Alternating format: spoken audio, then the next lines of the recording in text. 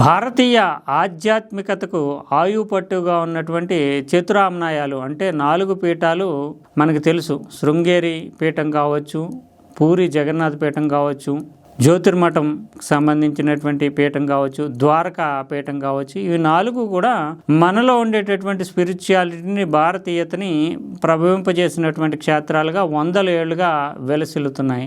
అదేవిధంగా మనోబుద్ధి అహంకార చిత్తాని నాహం నచగ్రాణ నేత్రే నచ వ్యోమ భూమి న తేజో న వాయు అంటూ చిదానంద రూప శివోహం శివోహం అంటూ శివుడు నేను కాదు శివుడినే, ఈ నేను చూసేటటువంటి కళ్ళు కానీ, నేను పీల్చేటటువంటి గాలికి సంబంధించినటువంటి నాసికం కానీ, నా దేహం కానీ ఇదేమీ కాదు, ఇదంతా శివోహం శివుడితోటే నిండిపోయింది అనేటటువంటి నిర్వాణాష్టకం లాంటి వాటిని రాసినటువంటి జగద్గురు శంకరాచార్య శైవ మతమే కాకుండా ఆధ్యాత్మిక, నిజానికి శైవ వైష్ణవ అని కాకుండా అద్వైతాన్ని ప్రబోధించి, అంటే ఒకటే దేవుడు ఒకటే మనిషి, అంటే ఇద్దరు కూడా ఒకటే, దేవుడికి నరనారాయణకి ఏమి సంబంధం ఒకటే అనేటటువంటి భావాన్ని ప్రతిపాదించి భారతదేశానికి ఏకతా సూత్రాన్ని ప్రతిపాదించినటువంటి గొప్ప వ్యక్తిగా జగద్గురు ఆది శంకరాచార్య నిలిచిపోతూ ఉంటారు. ఆయన చతురామ్నాయాలు కానీ నేటికి కూడా దేవాలయాల్లో విలసిల్లేటటువంటి పూజించేటటువంటి శ్లోకాలు చాలా వరకు కూడా అమ్మవారి మీద రాసినవి కానీ,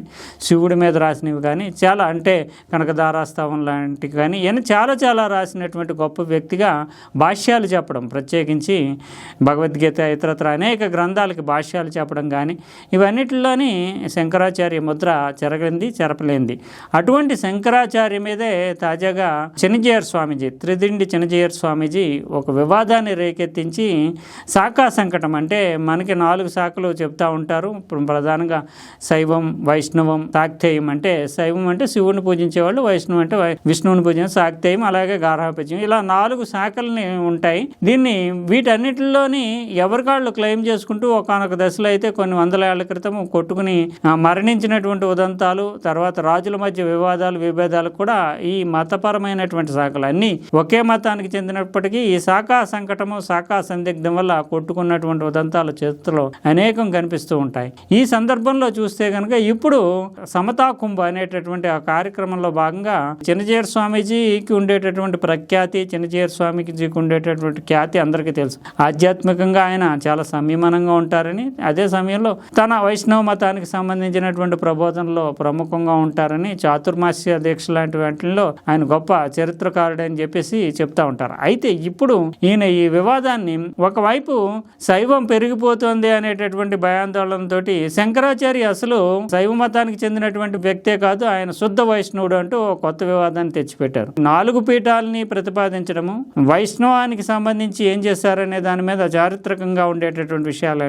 కంటే కూడా కాశీ క్షేత్రం లాంటి చోట్ల ఆయన ఈనాటికి కూడా శంకరాచార్య చూపినటువంటి మార్గం ముందుకు వెళుతూ కనిపిస్తూ ఉంటుంది. ఇటువంటి పరిస్థితుల్లో ఆయన్ని శుద్ధ వైష్ణవుడు, శైవుడు కాదు అని చెప్పడం కానీ, లేదంటే చతురామ్నాయాలని అంటే 4 పీఠాలు 4 మఠాలని ప్రతిపాదించింది నిర్మించింది ఆయన కాదని చెప్పడం కానీ, వీటన్నిటిని దృష్టిలో పెట్టుకుని చూస్తే కనుక తన శాఖ అంటే వైష్ణవం ముందు గొప్పది, అంటే జగద్గురు శంకరాచార్యని తాను ఓన్ చేసుకోవాలి, ఆయనకు ఉండేటటువంటి ప్రేరు ప్రపత్తుల్ని తమ శాఖకి సంక్రమింప చేయాలి అనేటటువంటి ఉద్దేశంతో చిన్నజీయర్ స్వామీజీ ఇలా మాట్లాడారా, లేదంటే చారిత్రకమైనటువంటి ఆధారాలు ఆయన దగ్గర ఏమున్నాయి, ఈ సందర్భం ఏంటి, అసలు ఈ 2 శాఖల మధ్య వైష్ణవులు ఎవరు శైవులు ఎవరు అనే దానికంటే కూడా ఆయన అద్వైత మూర్తిగా అంతా ముందుకెళ్ళాలి, కలిసి వెళ్ళాలి అని భావించినటువంటి వ్యక్తుల విషయంలో కూడా ఈయన మావాడు మీవాడు కాదు అని చెప్పడం ద్వారా ఏం చెప్పాలదలుచుకున్నారు స్వామీజీ అనేది ఒక పెద్ద ప్రశ్న. ఇప్పటికే శైవ మఠాల నుంచి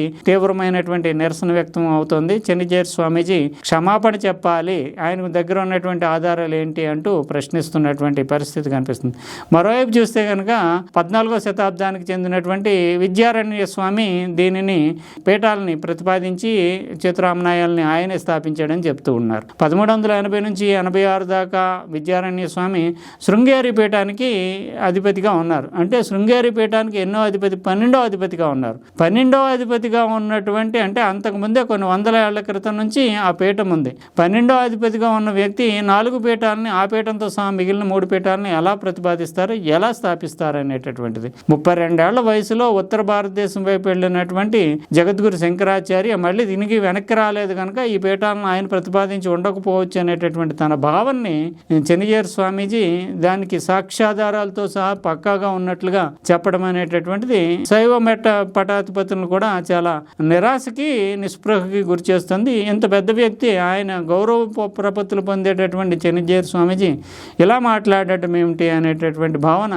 వ్యక్తమవుతుంది. అందులోని ఇప్పుడు శైవానికి వైష్ణవానికి చరిత్రలో గతంలో ఉన్నట్టుగా విభేదాలు, వివాదాలు ఏమి లేవు. మనం చూసాము, అయోధ్యలో రాముడు అంటే వైష్ణవ అవతారంగానే చెప్తూ ఉంటారు, ఇంకోవైపు కాశీలో శివుడు. ఈ 2 క్షేత్రాలను కూడా ఇటు నుంచి దక్షిణాది నుంచి కానీ ఇతర ప్రాంతాల నుంచి కానీ వెళ్ళిన వాళ్ళంతా కూడా రామాలయం అయోధ్యని సందర్శిస్తారు, కాశీలోకి వెళ్ళి శివుడిని కూడా సందర్శించుకునేటటువంటి ఘట్టాలు ఎక్కువగా ఉంటాయి, 90%. అటువంటి పరిస్థితిలో ఇప్పుడు అధికారంలో ఉన్నటువంటి భారతీయ జనతా పార్టీ కూడా ప్రధానమంత్రి నరేంద్ర మోడీ స్వయంగా వారణాసి నుంచి ప్రాతినిధ్యం వహిస్తున్నారు. ఆయన అయోధ్య పట్ల చూపించేటటువంటి భక్తి ప్రపత్తులు అందరికీ తెలిసింది. ఈ రెండింటిని కూడా వేరు చేసి ఎవరు చూడలేనటువంటి వాతావరణం ఇప్పుడు దేశంలో ఉంటే, శాఖాపరమైనటువంటి సంకటం పెట్టి ఆధారాలు లేనటువంటి విషయాల్ని ఇది కరెక్ట్ కాదు, ఇదే ఆయన మనవాడే అనేటటువంటి భావనతో చెప్పడం అనేటటువంటిది ఒక పీఠాధిపతిగా ఉన్నటువంటి ఒక మతాన్ని, ఆ శాఖని ముందుకు తీసుకెళ్తున్నటువంటి చిన్నజీయర్ స్వామికి తగదు అనేటటువంటి అభిప్రాయమే జనాల్లో వ్యక్తమవుతుంది. ఖచ్చితంగా దీని మీద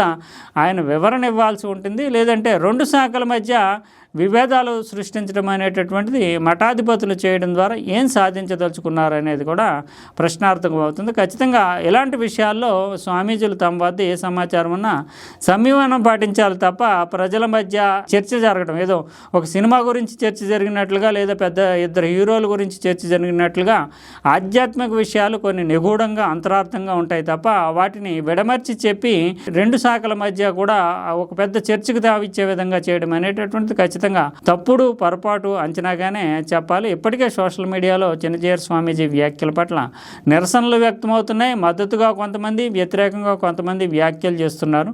లేనిపోని అంటే ఊసిపోయినటువంటి వివాదానికి ఆయన తెరలేపి ఒక రకంగా ఆయన కూడా వివాదాల్లో చిక్కుకున్నారనే చెప్పాలి.